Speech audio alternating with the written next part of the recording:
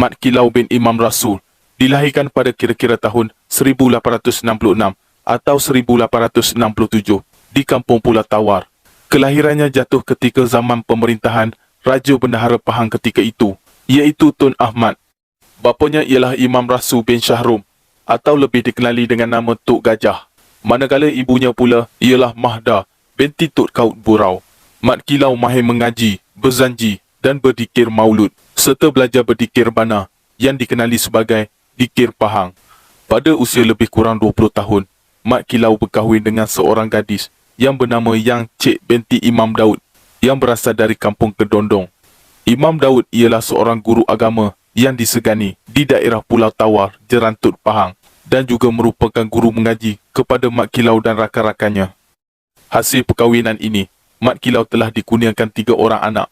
Setelah berkahwin, barulah Mat Kilau belajar bersilat dan menuntut ilmu kebatinan. Mat Kilau bukan sahaja belajar bersilat sebagaimana sahabatnya yang lain. Bahkan, beliau lebih mendalami silat dengan menggunakan senjata seperti keris dan parang. Mat Kilau juga banyak menuntut ilmu daripada ayahnya sendiri, iaitu Tok Gajah. Ilmu kebatinan secara agama banyak dituntutnya daripada Haji Usman bin Senik yang merupakan mufti Pahang ketika itu. Mat Kilau juga dikatakan pernah bertapa di Gua Kota Gelangi yang terletak tidak jauh dari Pulau Tawar untuk mendalami ilmu yang dituntutnya. Gua tersebut masih ada hingga kini. Menurut beberapa pendapat orang-orang lama, gua ini boleh menghubungkan Pahang, Terengganu dan Kelantan. Mat Kilau juga mempunyai sifat-sifat seorang pemimpin dan pemikiran yang matang, telah menjadikan beliau seorang pemuda yang sangat disegani dan dihormati. Atas dasar pungutan cukai dan keangkuhan pihak penjajah, Mat Kilau, Datuk Bahman dan Tok Janggut bersekutu berganding bahu memulakan pemberontakan terhadap British. Namun begitu, pihak pemberontak tidak mendapat sokongan Sultan tentang pergerakan menentang Inggeris pada ketika itu. Pada bulan Oktober 1888, semasa Tok Gajah berada di Pekan, Hugh Clifford telah datang ke Pulau Tawar dan berunding dengan Mat Kilau. Ini menunjukkan Clifford mempercayai idea-idea Mat Kilau. Beliau suka bergaul dengan setiap lapisan masyarakat dan ini membuatkan beliau menjadi seorang yang luas pandangan dan mendapat kepercayaan penuh dari masyarakat. Mat Kilau adalah seorang yang jujur dan tegas. Justeru itu, dia amat dikasihi oleh pengikut-pengikutnya. Pengikutnya terlalu ramai, tetapi yang diketahui namanya ialah Pawang Noh, Teh Ibrahim, Mat Klubi, Mat Ali, Awang dan Mat Tahir. Mereka ini sanggup sehidup semati dengan Mat Kilau. Mat Kilau yang merupakan pahlawan Melayu Pahang yang tersohor telah menyerang pasukan tentera Inggeris di Kuala Tembeling pada tahun 1894. Serangan Mat Kilau terhadap Inggeris di Kuala Tembeling ini telah mendapat sokongan senjata dan tenaga daripada negeri Terengganu dan Kelantan. Tujuan Mat Kilau dan pasukannya menyerang Kuala Tembeling kerana tidak mahu menyerah diri kepada telunjuk pihak Inggeris yang dianggap mencabar kedaulatan Pahang. Serangan di Kuala Tembeling ini merupakan antara beberapa siri penentangan yang dilancarkan oleh Mat Kilau serta pasukannya untuk menghapuskan penjajahan Inggeris. Mat Kilau dan pasukannya telah memperolehi kejayaan dalam serangan di Kuala Tembeling ini. Pada bulan Oktober 1892, akhirnya pihak pentadbiran Inggeris di Pahang telah membuat pengumuman untuk mengampunkan pahlawan-pahlawan Melayu Pahang yang telah menentang pentadbiran Inggeris. Ketika Mat Kilau bersembunyi, beliau pernah menetap di kampung Penar Petani. Semasa pelariannya dengan nama Mat Siam, Hugh Clifford meminta Raja Siam mengarahkan Sultan Kelantan, iaitu Sultan Mansur, supaya menyerahkan Mat Kilau, hidup ataupun mati kepadanya.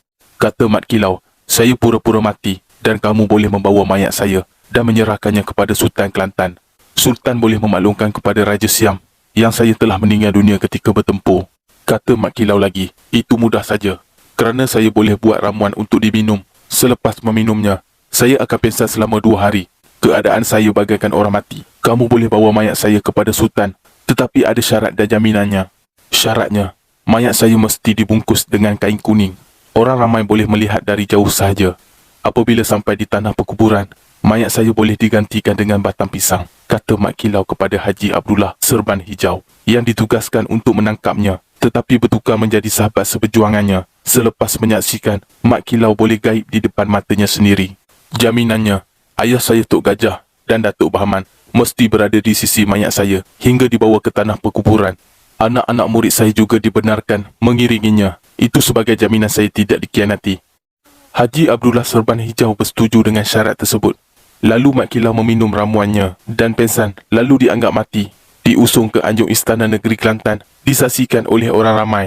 Sultan Mansur pun menghantar utusan ke Siam dengan menyatakan mayat Mat Kilau sudah ada dan terbunuh ketika bertempur.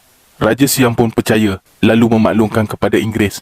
Sewaktu hendak menanamkan mayat itu, tubuh Mat Kilau dilarikan oleh anak-anak muridnya, lalu mereka menggantikan dengan batang pisang. Namun rahsia itu terbocor oleh salah seorang muridnya, menyebabkan Raja Siam dan Inggeris sangat marah. Pada mulanya, Siam mahu menyerang Kelantan, tetapi bila mendapat tahu Mat Kilau dan pengikutnya sanggup berjuang mempertahankan Kelantan, Siam berasa takut dan tidak jadi menyerang Kelantan. Demi menjaga keamanan negeri Kelantan, Mat Kilau pun berpindah ke kampung Pasir Nering. Semasa di kampung Pasir Nering, sekali lagi Mat Kilau diserang oleh Inggeris. Satu peluru hinggap di badannya. Ketika itu, mengoyakkan kulit belikatnya, tetapi tidak mampu menembusi daging dan tulangnya. Rupa-rupanya, salah seorang anak muridnya belot dan membocorkan rahsia kepada Inggeris bahawa tubuh Mat Kilau hanya lut dengan peluru emas sahaja. Rupanya benar. Selepas diperiksa, peluru itu diperbuat dari emas tuling. Bayangkan, berapa butir peluru yang dibuat oleh Inggeris dengan menggunakan hasil bumi Pahang, iaitu emas, semata-mata ingin membunuh pahlawan tanah air Pahang. Mat Kilau dalam pelarian dan mendapat perlindungan dari Tok Paluh di Terengganu. Sempat pula berguru dengan beliau. Tok Paluh menukar nama ayahnya Tok Gajah kepada Tok Fakir Lebai Salam dan Mat Kilau disebut nama asalnya iaitu Muhammad. Perjuangan Mat Kilau mendapat sokongan padu daripada dua orang tokoh ternama dari kedua-dua negeri, iaitu ulama terkenal Terengganu, Tok Paluh dan Abdul Rahman Limbong, serta Tok Janggut di Kelantan. Mat Kilau juga agak mahir dengan ilmu hutan hingga boleh menyusup masuk ke Terengganu maupun Kelantan melalui beberapa laluan khusus yang hingga ke hari ini laluannya masih tetap digunakan, khususnya pencari gaharu. Berita tergempar dari akhbar di seluruh negara pada 1895 menyatakan Ketua Pendahaka iaitu Datuk Bahman telah jatuh ke tangan pemerintahan Siam pada bulan Oktober 1895, manakala akhbar The Free Press pula menyatakan bahawa Mat Kilau telah berlawan apabila hendak ditahan. Akibatnya, dia telah cedera parah di muka dan di kepalanya.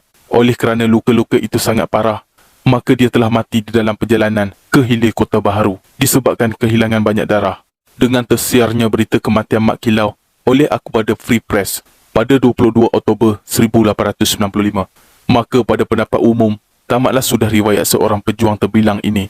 Akan tetapi, apa yang sebenarnya berlaku tidak diketahui oleh orang ramai, kecuali beberapa orang sahabatnya seperti Mustafa bin Awam Mat, Pendekar Tok Demali, Raja Ibrahim, Mat Kelantan dan beberapa orang lain. Disebabkan Mat Kilau dianggap sebagai pendahaka oleh Inggeris, maka terpaksalah beliau mengasingkan diri serta berpindah dari satu tempat ke satu tempat dan akhirnya bermastautin di Batu Lima, Jalan Kuantan Gambang. Semenjak 1930, Mat Kilau juga terpaksa menukar namanya buat beberapa kali dan akhirnya dia memakai nama Mat Siam. 26 Disember 1969, pada hari Jumaat, selepas solat Jumaat, Mat Kilau yang pada ketika itu memegang kad pengenalan diri KP 2044778 dan bernama Muhammad bin Ibrahim membuat pengisytiharan dirinya di Masjid Kampung Pulau Tawar setelah sekian lama menukar namanya sebagai Mat Siam kerana memegang amanah almarhum Sultan Abdullah. Seluruh rakyat Malaysia terkejut dan terharu mendengar berita menggemparkan itu. Hati seluruh rakyat Malaysia berdebar-debar menanti keputusan ahli jawatan kuasa menyiasat Mat Kilau yang dilantik oleh Kerajaan Negeri Pahang. 6 Ogos 1970, akhirnya pada jam 10.30 pagi hari Khamis, Mat Siam diisytiharkan dan disahkan sebagai Mat Kilau yang sebenar oleh Menteri Besar Pahang, Raja Tan Sri Yahya Muhammad Sheikh. Oleh itu, maka sahlah Mat Siam itu adalah Mat Kilau, anak kepada Imam Rasul atau Tok Gajah, pendekar Pahang yang terbilang. Pada hari Sabtu 15 Ogos 1970, Mat Kilau telah dilaporkan berada dalam keadaan tenat setelah 10 hari selepas pengumuman pengisytiharan terhadap dirinya dibuat. Akhirnya, pada tanggal 16 Ogos 1970, kira-kira jam 6.45 pagi, pada usia 123 tahun, pendekar sufi terbilang ini telah menghembuskan nafas terakhirnya dan disemadikan di tanah perkuburan Pulau Tawar bersebelahan dengan kubur ibunya atas wasiat Mat Kilau sendiri. Sementara ayahnya telah meninggal dunia dalam pelarian dan dikuburkan di kampung Pasir Nering, Terengganu. Kata-kata semangat Mat Kilau yang memberi kesan kepada anak bangsa. Jagalah agama, jagalah bangsa dan jagalah negara. Jangan sampai bangsaku tiada negara. Aku rela mati semasa bertempur dengan penjajah daripada menyerah dan mati di tali gantung mereka. Semangat pejuang pahlawan-pahlawan Melayu tuling ini telah membuahkan hasil dengan kejayaan penduduk tanah Melayu membebaskan diri daripada belenggu penjajahan dengan mencapai kemerdekaan pada 31 Ogos 1957. Al-Fatihah pada pahlawan-pahlawan kita yang terkorban. Merdeka! Merdeka!